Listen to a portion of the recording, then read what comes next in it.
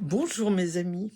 Suite à ma vidéo du 30 décembre 2024, vous avez été nombreux à me demander de partager mes recherches en rétrocausalité. Alors, c'est ce que je fais aujourd'hui en toute simplicité. Euh, Rétrocausalité, je reprends toujours la définition du terme, c'est un processus quantique qui nous parle de temps inversé. Bon, ça c'est très bien, mais il faut avancer. Alors, il faut toujours partir du point de départ, c'est le temps. Le temps tel que nous le connaissons, c'est le temps linéaire, le temps chronos, passé, présent, futur, un temps qui se déroule. C'est celui qui nous est familier, qui nous parle en direct. Mais avec la physique quantique, et notamment Philippe Guillemot, une autre notion du temps est apparue. Alors c'est un temps qu'on nomme le temps Kairos, qui veut dire le juste moment, la bonne opportunité. Alors ce temps Kairos, à l'inverse du temps Chronos, qui lui se déroule passé, présent, futur, c'est un temps qui est immatériel. Je dirais éternel, donc pas de début et pas de fin. C'est un temps où le passé, le présent et le futur cohabitent. On ne sait pas sous quelle forme ni comment cela se fait, mais ces trois notions de temps cohabitent. Et je repense à Alexandre Jodorowsky qui, il y a 40 ans, disait toujours « Le passé, le présent, le futur, nous le portons en nous, donc nous portons notre futur en nous. » Voilà, c'est un temps, on n'est pas habitué à ce temps Kairos. C'est de ce temps-là que arrive ce qu'on appelle la fabuleuse intuition, c'est-à-dire une information qui nous vient de l'univers. C'est à partir de ce temps-là aussi que les phénomènes de synchronicité peuvent se manifester. Et puis il y a aussi un troisième temps que je vous note pour ordre, c'est le temps Aion, qui est un temps cyclique, lui. Évidemment, je pense à l'astrologie parce que je fais de l'astrologie. Par exemple, je prends la planète Jupiter. La planète Jupiter fait le tour du zodiaque en 12 ans.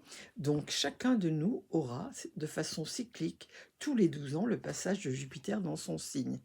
Voilà. Voilà un peu pour le temps. Mais comment faire pour accéder à ce temps Kairos et à aller dans le futur? Ça, c'est la grande question.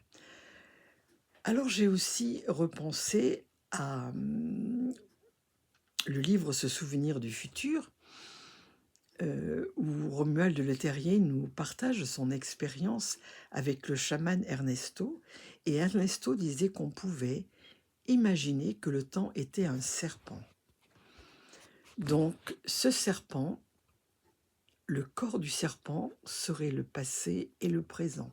Mais la tête du serpent serait ce qu'on appelle aujourd'hui un multivers avec des fonctions multiples, des futurs possibles. Voilà, donc nous devons, pour comprendre la rétrocausalité, voyager entre le temps Kairos et puis le message des peuples premiers, où la notion de temps était également indiquée, mais sous une autre forme. C'est en fonction de notre sensibilité, de notre quête de vérité que nous pourrons travailler, intuiter, sentir comment nous pouvons aller dans le Kairos. Alors, je dirais que si on décide d'aller dans le Kairos, il y a un protocole. On appelle ça la rétrocausalité. La causalité, c'est passé, présent, futur. Les causes sont dans le passé et dans le présent et les conséquences sont dans le futur. Et dans la rétrocausalité, c'est l'inverse. Les causes sont dans le futur et les conséquences dans le présent. Donc il faut faire avec tout ça et c'est vraiment pas simple. Alors, comment se sortir de tout ça? La rétrocausalité, moi je l'ai comprise, mais avec ma sensibilité et au risque de me tromper, Je me suis vue devant la roue de fortune. J'ai vu la roue de fortune du tarot de Marseille et je me suis rendu compte qu'il y avait une manivelle, mais que cette manivelle n'était pas activée.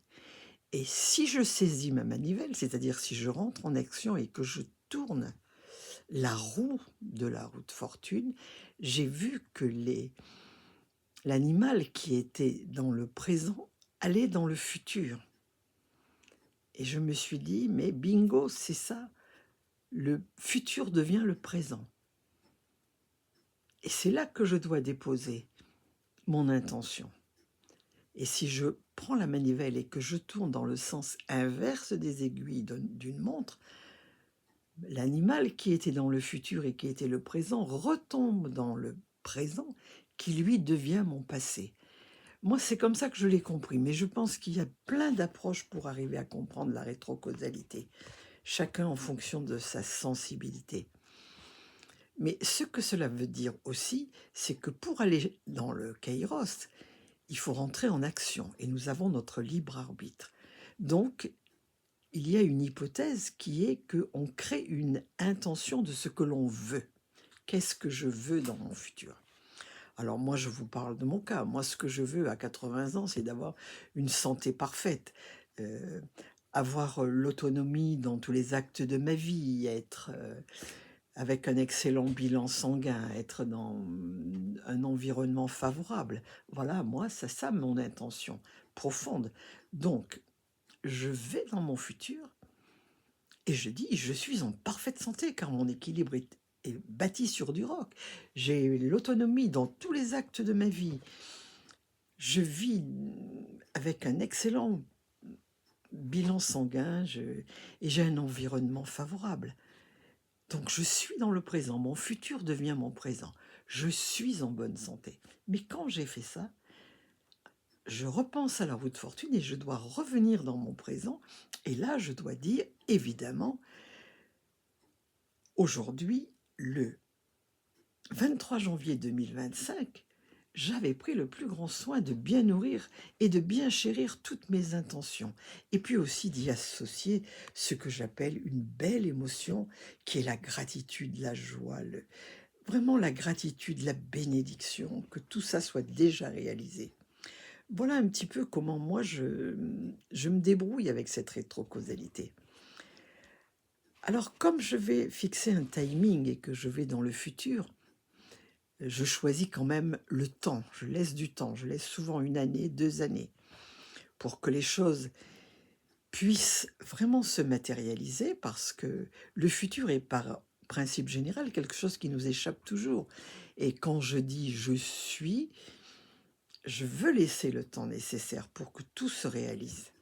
Voilà, c'est un peu le principe de la boucle rétrocausale, avec mon niveau évidemment de compréhension, hein. Il faut toujours bien relativiser les choses. Et là, quand on fait ce travail, ce que j'ai observé, c'est que les phénomènes de synchronicité changent. Et subitement, ils nous arrivent. Alors, personnellement, j'ai eu des signes comme ça dans la nature, par des conversations, j'ai eu des signes par Internet, mais j'ai surtout, personnellement, eu des signes par des rêves rétrocausaux qui se sont réalisés. Alors, je prends un exemple précis parce que celui-là était très simple et très marquant. Mon mari devait au mois d'août subir une intervention chirurgicale et 48 heures avant l'intervention, j'ai vu en rêve le chirurgien qui m'a laissé un message et j'ai su dans le rêve que tout allait très bien se passer. Ce qui a fait que pendant le temps du rêve jusqu'à l'intervention, j'étais apaisée.